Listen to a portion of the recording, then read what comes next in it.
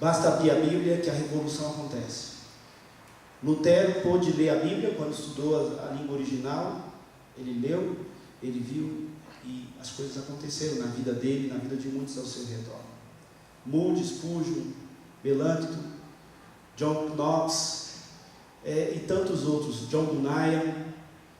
Você precisa fazer parte dessa lista de gente que abre o livro, percebe o que ele está dizendo, se sente tocado profundamente por ele e passa a viver uma revolução na sua vida, uma transformação profunda, onde você discerne claramente o antes e o depois. Deus estava lá o tempo inteiro, a palavra dele estava lá o tempo inteiro. Nós é que não estávamos atentos o suficiente. Jeremias diz: buscar-me-eis, falando do próprio Deus, Deus dizendo: buscar-me-eis e me achareis quando me buscardes de todo o vosso coração. Amém. Que o Senhor te desperte. Você que está conosco nesse propósito, não se desanime. Pega a tua Bíblia, vai ler, dobra os seus joelhos, ore. Deus tem falado. E esse texto traz uma palavra do Senhor para Moisés, de Moisés para o seu povo, e da Bíblia para nós. Essa palavra que Deus tem hoje aqui é para você que é pai, é para você que é mãe, é para você que é filho, para você que faz parte de uma família. Essa palavra aqui é para todo mundo que tem um lar, para todo mundo que tem gente do mesmo sangue na sua família, no seu lar, na sua casa. Essa palavra é para você. Deuteronômio capítulo 6, versos 4 a 9. Ouve, Israel, o Senhor nosso Deus é o único Senhor. Amarás, pois, o Senhor teu Deus de todo o teu coração, de toda a tua alma e de toda a tua força.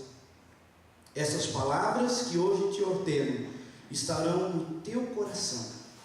Tu as inculcarás a teus filhos, e delas falarás assentado em tua casa, e andando pelo caminho, e ao deitar-te, e ao levantar-te.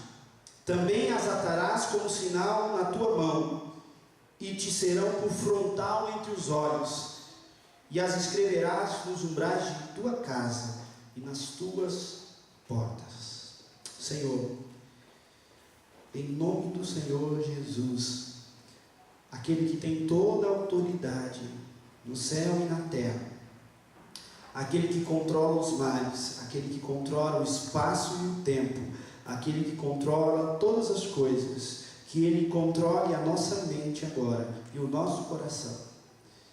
Que o Espírito do Senhor haja em nós, para que as palavras provindas da minha boca possam ser palavras do Senhor para as vidas de cada um que está aqui nessa noite.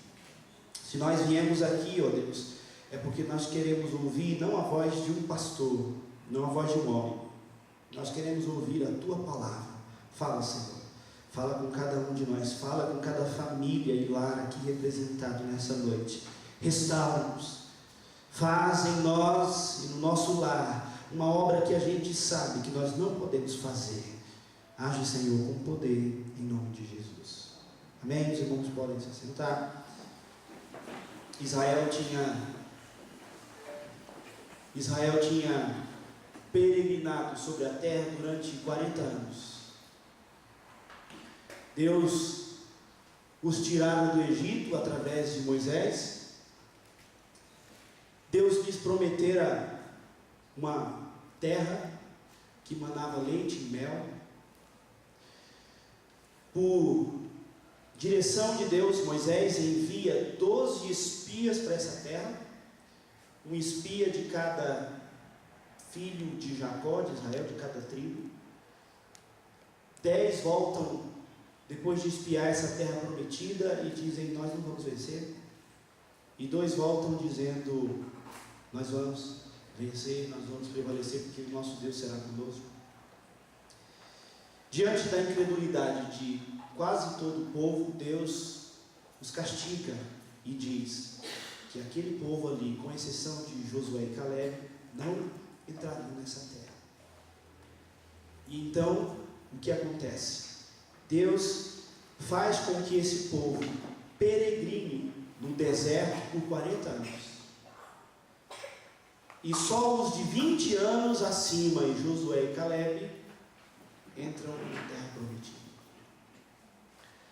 Eles entram e, saindo de anos de escravidão no Egito, saindo de 40 anos de deserto, de repente, com as vitórias que Deus vai dando sobre Jericó, sobre Ai, sobre os amalequitas, sobre os cananitas, sobre os baalins, sobre todos os habitantes daquela terra, eles vão conquistando, Deus vai desentregando todos os povos, eles vão então se tornando donos de muitas terras. As promessas de Deus finalmente estavam acontecendo na vida deles ali, não estavam mais no Egito, não estavam mais no deserto. Diante deles estava então uma terra que manava leite e mel. 40 anos no deserto e uma terra que manava leite e mel diante deles, soava como um paraíso, como a vitória. Vinha à mente deles talvez as colheitas abundantes que não tinham no Egito e no deserto, as correntes de águas, as chuvas suaves, os campos florescentes repletos de gado, de rebanho.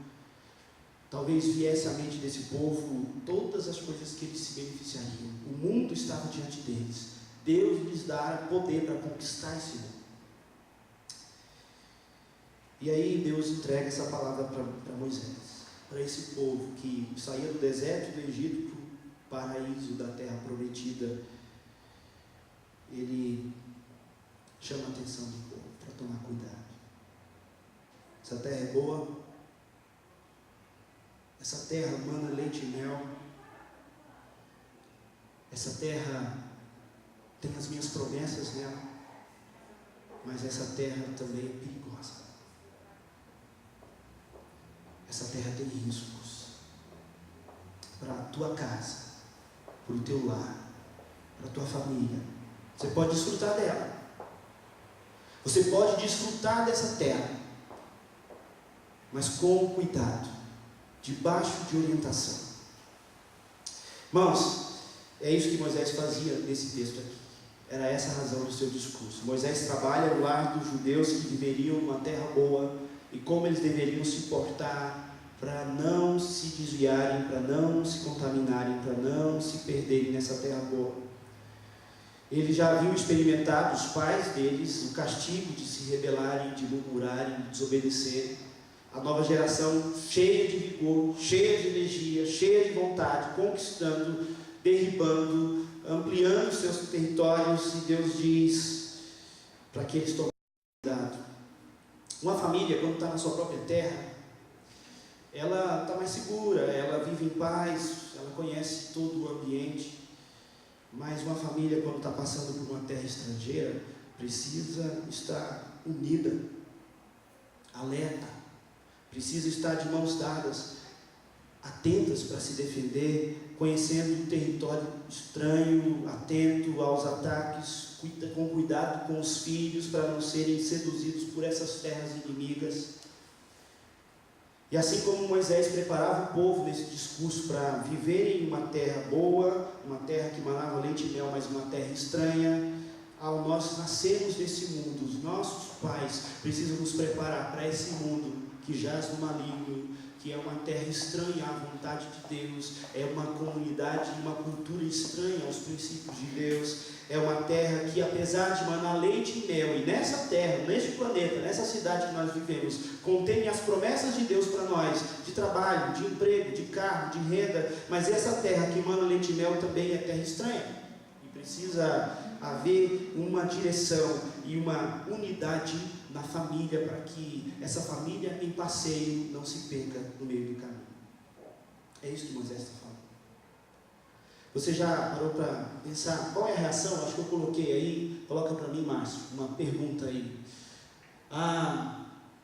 Bom, antes de entrar nessa pergunta, alguns exemplos de famílias que se perderam, de famílias que tiveram problemas por desatenção.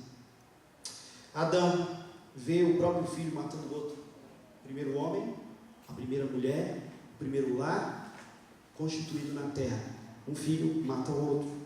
Abraão, que tem que mandar um filho embora, Ismael, E daí um pouco tem que matar o outro, que Deus pede. Ló, a própria mulher de Ló amou mais a terra estranha do que a própria família, olhou para trás, ficou em Sodoma, foi consumida e destruída como o restante da cidade. As duas filhas de Ló vão com ele embora, e essas duas filhas, elas o levam ao incesto e profanam o nome de Deus. Problemas que já haviam acontecido antes desse discurso aqui de Moisés. Isaac vê os seus filhos se odiando. Jacó está aflito, a sua filha foi violentada, os seus filhos Simeão e Levi mataram os agressores de toda a tribo deles. O filho de Jacó, o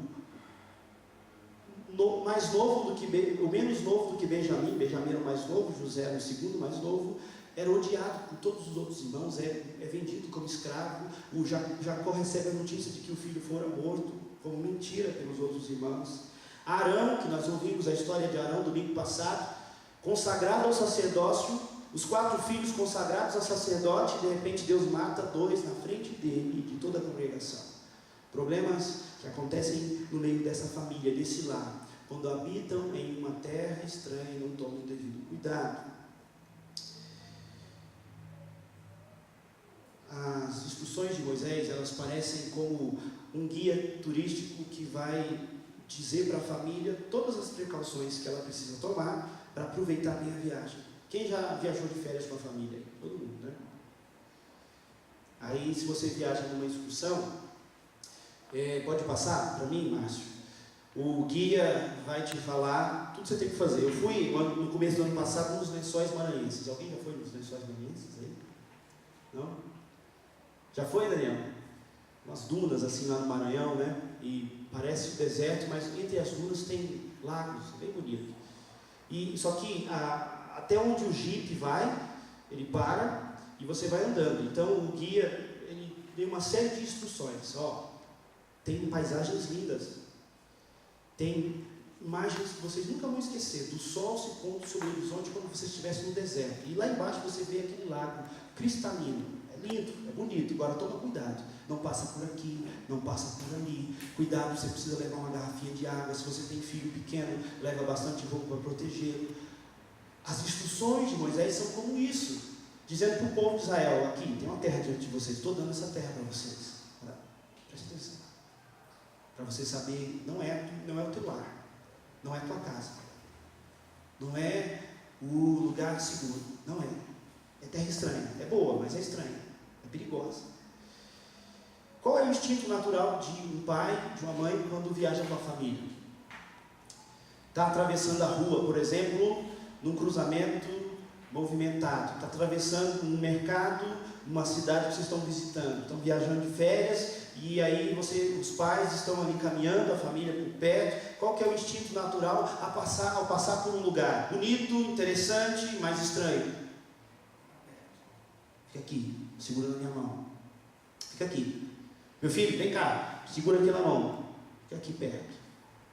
É legal, né? Olha que bonito, mas fica aqui pertinho do papai. Tem gente estranha. Tem coisa estranha aí. Cuidado, nem tudo é bonito. Tem coisa perigosa. Fica perto do papai. Tem gente que se perde, tem filhos que somem em viagem de férias, tem sequestro, tem uma série de coisas, tem riscos. Fica aqui, filho, perto do papai. Essa é a reação de um pai cristão. Essa é a reação de uma mãe cristã, ao saber que está levando a sua família, está criando a sua família em uma terra que tem bênçãos de Deus, mas que é estranha e que tem riscos o tempo inteiro. Nós enfrentamos, não são apenas os filhos de Israel lá na época de Moisés, nós enfrentamos muitos perigos hoje. Perigos naturais, perigos dentro de casa, pode colocar para mim, Márcio. Perigos dentro do lar, dentro de casa. Quem acha que não tem perigo dentro de casa? Quem é pai e mãe de criança pequena e acha que não tem perigo dentro de casa? A água quente no fogão, a tomada, a ponta da mesa, que é pontuda, a criança pode cortar a testa. Os programas de televisão que ela vai assistir, os sites em que o filho adolescente começa a acessar, A dieta dos filhos, que não querem comer tudo, que é saudável, se deixar comer só chocolate, né? Eu posso dar um testemunho para os irmãos depois sobre o meu filho. Se deixar, não se pagam as contas, falta água, falta energia, falta o açúcar, falta o sal, falta o telefone, a internet. Meu Deus, se eu deixar minha família sem Facebook, né? Vou ter uma crise familiar. Existem perigos dentro do lar, dentro de casa. A responsabilidade já é a partida. Existem perigos na vizinhança. O filho, a filha, a esposa, o marido, nas imediações da sua casa, a segurança do prédio, do condomínio, da rua que você mora, do bairro que você está, o cuidado no trânsito, o cuidado no elevador, o cuidado nos lugares frequentados, o cuidado na área de lazer, do parquinho, no parque, na caminhada. Existem perigos. Perigos no mundo, a família vivendo lá fora, os seus filhos começam a estudar lá na escola, você não vê o tempo inteiro, a creche dos seus filhos pequenos são criados. O trabalho, a academia, o parque, o cursinho de inglês, as ruas, o trânsito, os amigos, as companhias, as influências, os professores, os livros. Há perigo no mundo. E, irmãos, existem perigos dentro de cada membro da família. Cada membro da família é perigoso porque tem uma velha natureza.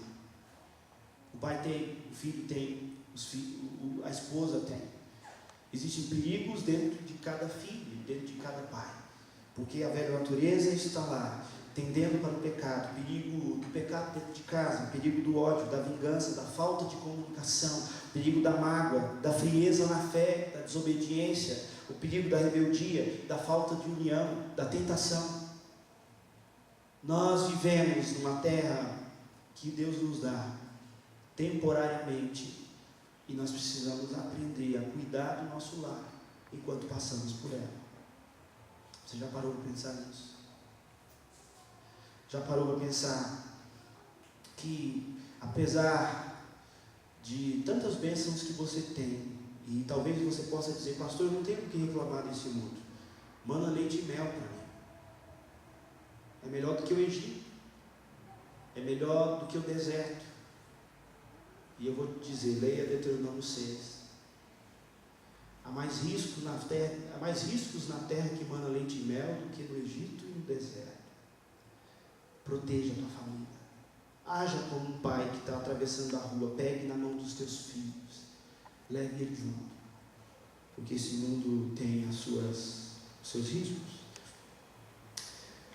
Tem três coisas que podem conter a depravação do mundo: a escola, a igreja e a família.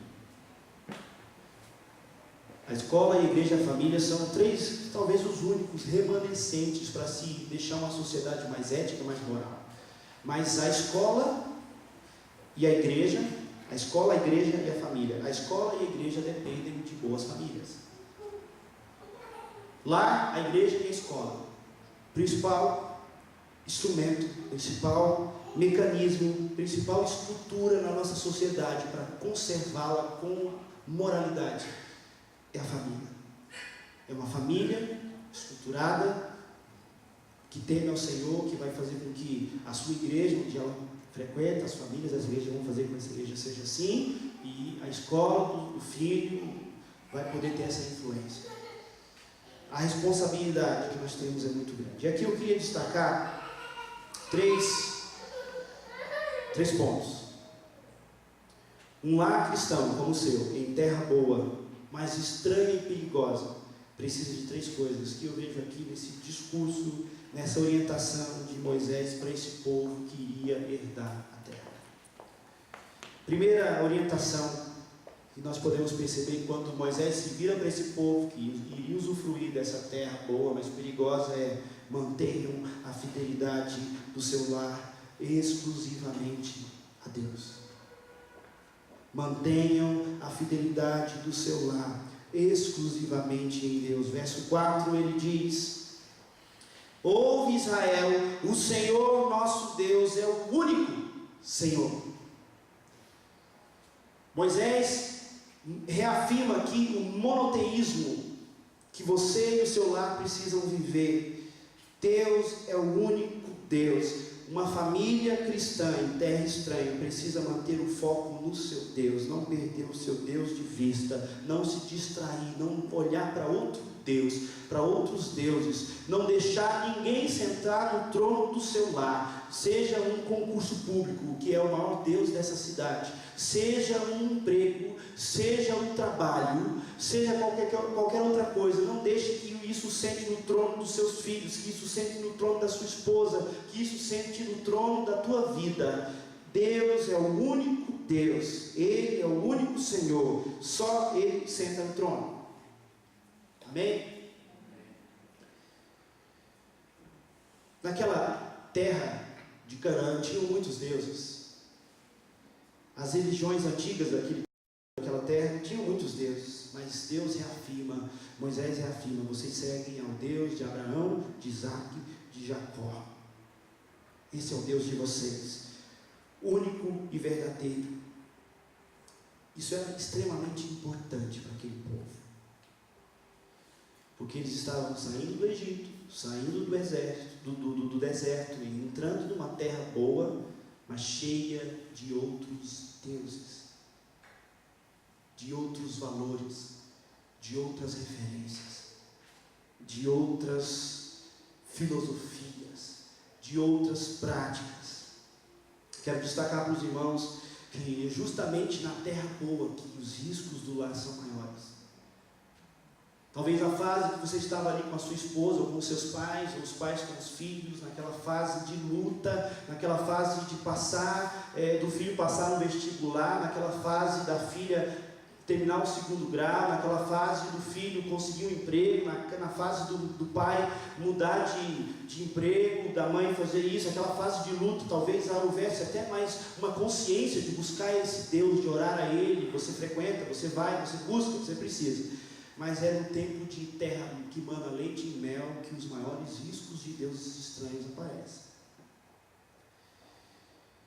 E existem exemplos, e Moisés vai dizer aqui no versículo 10. Olha só o que Moisés diz no versículo 10, meus irmãos: havendo-te, pois, o Senhor teu Deus introduzido vocês na terra que sob juramento prometeu aos seus pais, Abraão, Isaque e Jacó, te daria grandes e boas cidades que tu não edificaste, e casas cheias de tudo que é bom. Versículo 11: casas que não enchestes, e poços abertos que não abristes, vinhais e olivais que não plantastes. E quando comeres e te fartares, versículo 12, guarda-te para que não te esqueça do teu Senhor. Moisés lembra aquele povo que era o tempo de abundância, que os deuses estranhos começam a ser observados. Um exemplo: Adão. Adão vivia numa criação perfeita. Adão tinha tudo perfeito. Todas as necessidades de Adão eram satisfeitas. Ele tinha tudo, mas ele caiu no engano de Satanás. Noé. Deus mantém só Noé, a sua mulher, os seus 3 filhos e noras. E ele tinha também o mundo inteiro aos seus pés. Nesse tempo, Noé se embriaga, o seu filho o vê nu e ele amaldiçoa o seu filho Cã. Tempo de fartura, tempo onde eles tinham o mundo aos seus pés. O lar de Noé era o único, a maldição dentro de casa. A nação de Israel, em Juízes 2, Deus tinha dado a Israel a terra prometida, mas logo que morreu Josué, que é o sucessor de Moisés, esse povo vai cair na prática idólatra dos cananeus. Eles caíram. Davi governou bem Israel. Israel vivia um tempo de paz. A casa de Davi vivia um tempo de paz. A casa de Davi vivia um tempo de prosperidade, de êxito. Davi comete adultério com Betseba, manda matar Urias, o marido dela, e traz a desgraça para dentro do seu lar e para dentro do seu reino. Tempos de abundância. Deus está te abençoando. Deus está abençoando o seu lar. Deus está abrindo portas para você. Você está conseguindo colher os cachos de uva da terra prometida, beber da água das fontes, beber o mel que jorra dessa terra boa que Deus tem te abençoado. Não te esqueça do teu Deus e nem do teu lar. Isso pode trazer problemas terríveis para a tua vida. Salomão viveu a mesma coisa. Como manter, meus irmãos, a fidelidade exclusivamente em Deus no meu lar? A primeira forma, o primeiro passo para resgatar a fidelidade do seu lar exclusivamente em Deus é restaurar a liderança espiritual do lar. Qual é a forma para você restaurar a fidelidade do seu lar exclusivamente a Deus? Restaurando a fidelidade espiritual dos seus líderes. O pai, se esse lar tem pai, a mãe, se esse lar não tem pai, o filho mais velho, se esse lar não tem pais, o tio, se nesse lar os filhos moram com o tio.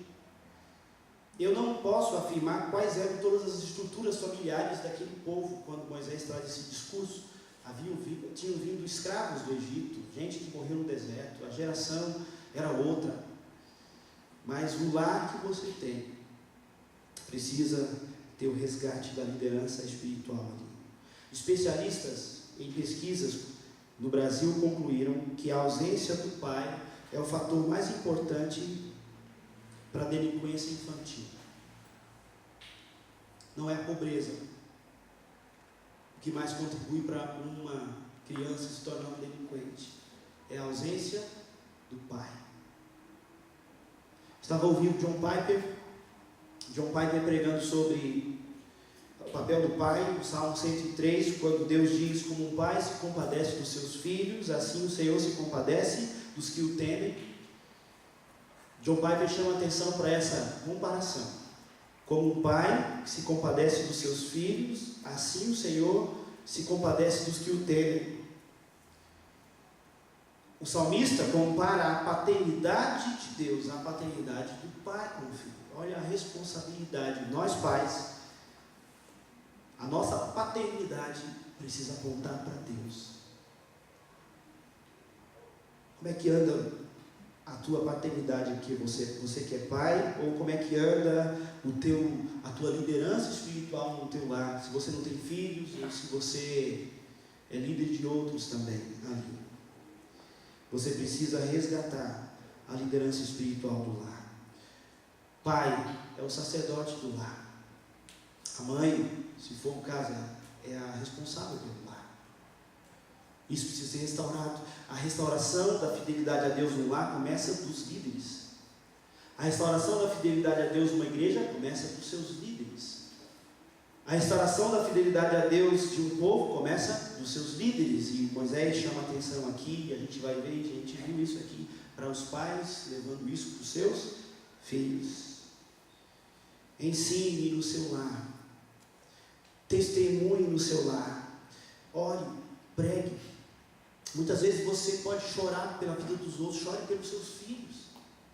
Jejue pelos seus filhos. Qual foi a última vez que você jejuou pelo seu próprio filho? Que vive numa terra boa, que emana leite e mel, mas é perigosa. Você tem que pegar a mão dele e levar, até ele poder andar sozinho e saber onde chegar. Deus está chamando a essa igreja e a cada irmão aqui que é cristão a restaurar a fidelidade do seu lar exclusivamente a Deus. Não permita outros deuses no meio do seu lar. Dê exemplo. Como é que você fala para o seu filho, para a sua esposa, para a sua filha? Como é que você fala para alguém da tua família cuja liderança é tua, que ele precisa ter Deus como o único Senhor e você não tem com as suas atitudes?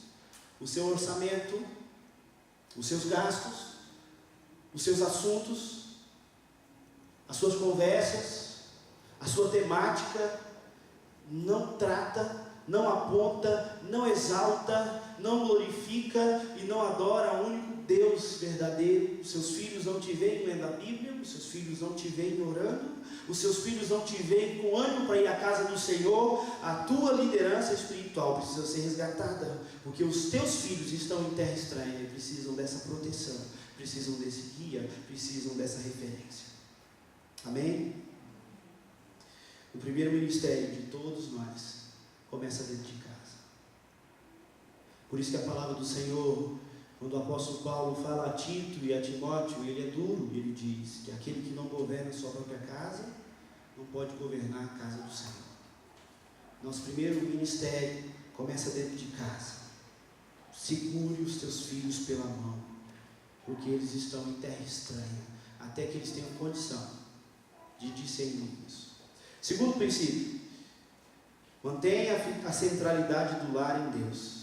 Olha só o versículo que você precisa recitar e memorizar e gravar e colar nas paredes do seu lar, na porta da geladeira, no espelho do banheiro, na mochila do seu filho, na Bíblia que você usa em casa. Sublinhe esse versículo, que é uma orientação de Deus para todo lar que vive em terra que manda em leite e mel, mas é terra estranha. Versículo 5: amarás, pois, o Senhor teu Deus de todo o teu coração, de toda a tua alma e de toda a tua força. E infelizmente, meus irmãos, o povo de Israel não se atentou para esse mandamento.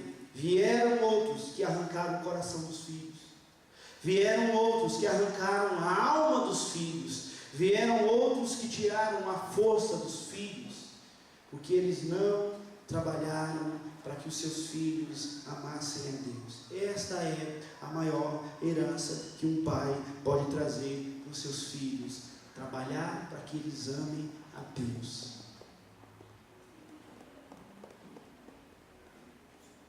A vida cristã no lar deve ser uma experiência integral. Deus deve ser o centro de tudo. Você não pode passar a impressão para o seu lar que Deus é uma categoria, dentre outras, da sua vida. Isso acontece muito. A religião te tenta isso. Você vai no cinema com a sua esposa na quarta-feira, que é promoção no Cinemark. Eu já sei as manhas, posso passar para vocês os horários, tudo. Você vai no sábado com os filhos no parque e domingo você vai na igreja. É assim. Não é isso. Você vai no cinema com a sua esposa e com o seu Deus. Você vai no parque com os seus filhos e com o seu Deus. Você vai à igreja no domingo com os seus filhos e com o seu Deus. Ele está em tudo. Ele é o centro. Ele está em todas as partes do seu lar. Ele não é uma categoria social da sua agenda semanal. Deus é tudo para você. Deus é o centro da sua existência. Deus é o assunto principal da sua boca. Deus é o alvo da tua vida. Deus é Deus. É o centro.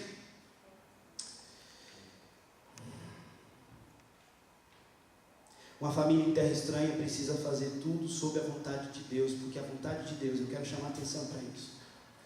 Lá em Gênesis capítulo 2, quando Eva olha o fruto, a Bíblia diz que a Eva percebeu que o fruto era bom, agradável e desejável aos olhos. E quando Moisés recebe a notícia sobre aquela terra, é uma terra que manda em leite e mel, boa, agradável e desejável. Lá em Romanos capítulo 2, Paulo diz: rogo-vos, pois, irmãos, pelas misericórdias de Deus, que apresenteis os vossos corpos como sacrifício vivo, santo e agradável a Deus, que é o vosso culto racional.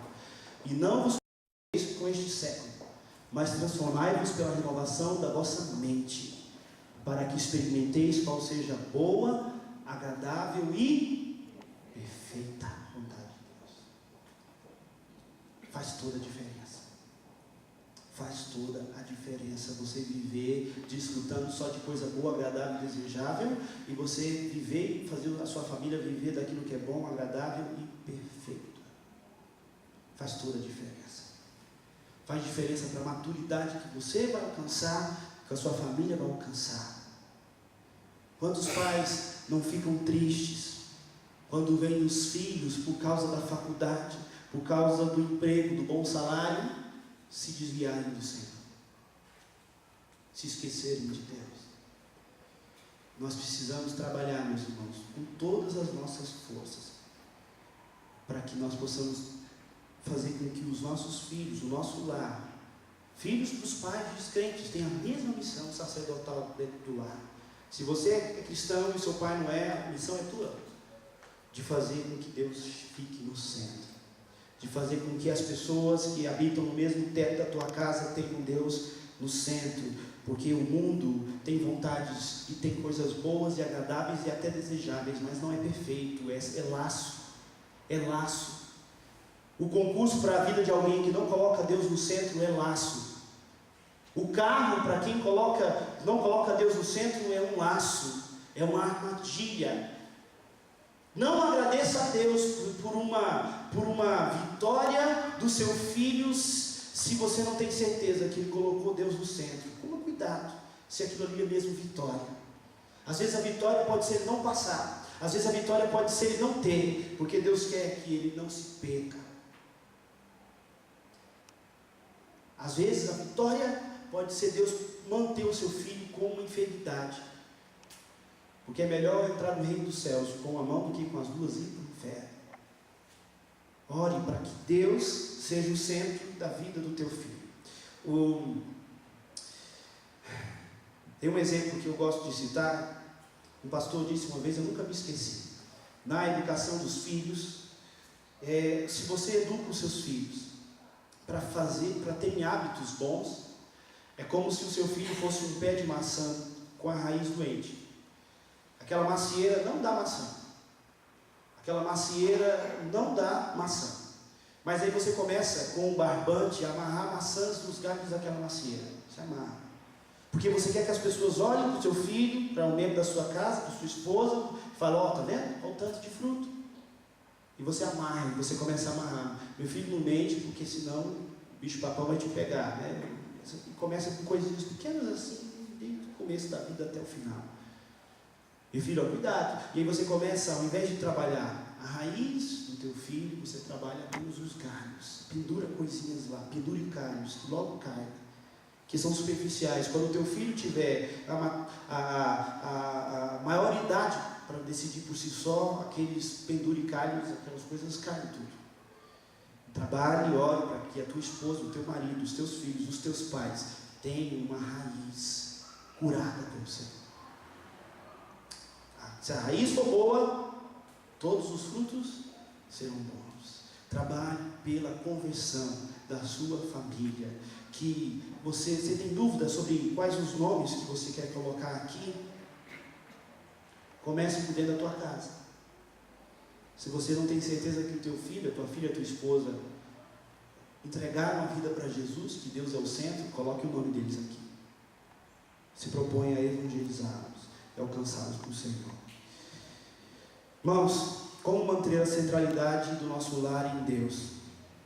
As esposas e os filhos precisam aprender com o pai. As esposas e os filhos precisam perceber o testemunho do pai. Se ele é cristão, ele precisa desenvolver esse sacerdócio. Deus no lar é o bem mais valioso que um lar pode ter. Pedro fala da graça que é comum a marido e mulher, em 1 Pedro 3,7.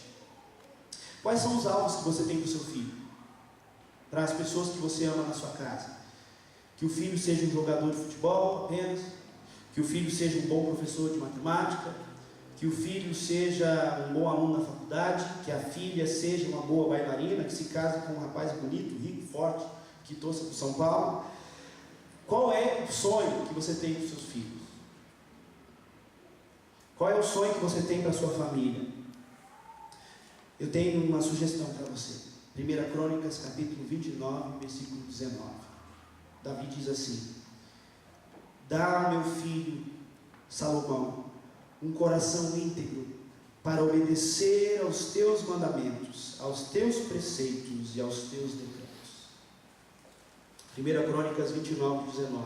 Coloque essa como oração para a tua família. Dá ao meu filho Salomão, pede Davi, um coração íntegro para obedecer aos teus mandamentos, aos teus preceitos e aos teus decretos. Não faça planos para o seu filho só daqui a 30, 40 anos. Faça planos para os seus filhos para daqui a 200 anos. Aonde eles vão estar? Faça planos para o teu lar, não apenas para daqui a alguns anos, as férias do próximo tempo, em julho ou dezembro. Faça planos de trabalhar para que os seus filhos estejam daqui a 200 anos com Deus, salvos, libertos, transformados. Não faça planos somente para esse mundo. Trabalhe pela eternidade. E por último, meus irmãos, pelo texto e pelo discurso de Moisés, ele diz que nós precisamos manter a direção da família nessa fidelidade, nessa centralidade. É preciso manutenção. Precisamos trabalhar para que o nosso lar seja fiel somente a Deus, para que Deus esteja no centro, e nós precisamos trabalhar para manter isso. Eu acho maravilhosa a descrição aqui dos versos 6 a 9. Essas palavras que hoje te ordeno estarão no teu coração. Inculca nos teus filhos. Delas falarás assentado em tua casa, e andando pelo caminho, e ao deitar-te, e ao levantar-te. Também as atarás como sinal na tua mão, e te serão por frontal entre os olhos. E as escreverás nos umbrais de tua casa, e nas tuas portas. Havendo-te, pois, o Senhor teu Deus te introduzido na terra, que prometeu aos seus pais, casas cheias de tudo que é bom, casas que não enchestes, verso 11, postos que não abriram, vinhas e olivais que não plantaram, e quando vocês comerem e se fartarem, versículo 12, guarda-te para que não esqueças o Senhor que te tirou da terra do Egito. O Senhor teu Deus temerás, a Ele servirás e pelo seu nome jurarás. Manutenção, constante ação. Eu acho maravilhosa a atitude dos pais, dos patriarcas na Bíblia. Quando eles iam morrer, o que eles faziam? Eles reuniam os filhos. É como se eles estivessem dizendo: filhos, agora viajem só com vocês, vem para perto mais uma vez, vem para pertinho mais uma vez. Os filhos vinham de longe, os patriarcas iam morrer, os filhos vinham das suas terras, já eram homens, pais, avós, vinham todos para cá. E o patriarca os reunia e os abençoava e lhes lembrava os princípios do Senhor. O avô da minha esposa, o seu João Paulo, o pastor João Paulo, né? Pai da nossa irmã Josa, que está aqui. Basta conversar com ele, ele lembra o tempo inteiro. Parece que ele tem consciência disso, que daqui uns dias, daqui um tempo, Deus vai levá-lo para descansar e os filhos vão continuar essa jornada, os netos vão continuar. O assunto dele para os filhos, para os netos, para os bisnetos e daqui a pouco para os tataranetos é o mesmo, é Jesus, é o caminho. E eu nunca vou me esquecer do que aprendi com os meus pais. Eu aprendi com eles o culto. Eu via meus pais cultuando a Deus na igreja. Eu via meus pais cultuando a Deus os dois. Eu via meus pais cultuando a Deus sozinhos. Eu via meus pais cultuando a Deus com a gente. São 4 cultos. Eles cultuavam a Deus na igreja, eles iam à igreja, eles serviam a igreja, eles amavam a igreja. Eles cultuavam a Deus entre os dois, eles confessavam, eles oravam. Eles ainda fazem isso. Eles cultuavam a Deus sozinhos. Quantas vezes eu peguei meu pai de madrugada ajoelhado, orando, buscando o Senhor, minha mãe de manhã com a Bíblia aberta na cama. E eles buscavam e cultuavam o Senhor com a gente. Nós começamos a decorar os salmos desde pequenos, lá em casa. Entenda que nós estamos numa terra que emana leite e mel, mas não é o nosso lar final. Dê as mãos para os membros da tua família. Ore pelo teu marido, ore pela tua esposa, pelos teus filhos. Dê as mãos. Nós estamos passando pelo cruzamento, nós estamos passando por um grande mercado. É legal, tem muita novidade, tem muita coisa, dá para comprar muita coisa, mas é perigoso. Podem se perder no meio da multidão. Dê as mãos, andem juntos, se unam e restaurem dentro do lar de vocês a espiritualidade que Deus precisa e que Deus quer. Se o Senhor Deus for o Deus do seu lar, você vai ser um vencedor. Se o Senhor Deus for o Senhor da sua família, eles herdarão a vida eterna. Busquem o Senhor. Os judeus fracassaram no Egito, os judeus fracassaram no deserto, os judeus fracassaram na terra prometida, os judeus fracassaram no exílio, os judeus fracassam até hoje, porque eles não reproduziram, não mantiveram essa fidelidade. Estavam no Egito, os filhos não buscaram o Senhor. Estavam no deserto, os filhos não buscaram o Senhor. Estavam na terra prometida, os filhos não buscaram o Senhor. Foram para o exílio babilônico, lá não buscaram o Senhor. Não cometamos o mesmo erro, meus irmãos. Quando se trata de família, não tem essa história de cada um por si. Quando se trata de família, é a vida da sua esposa, é a vida dos seus filhos, é a alma deles, é a eternidade deles. Garre pela mão, ore por eles, jejue, leia a Bíblia, busque, porque senão eles podem ser atropelados no meio do cruzamento, porque senão eles podem se perder no meio do mercado. A terra é boa, mas a terra é perigosa.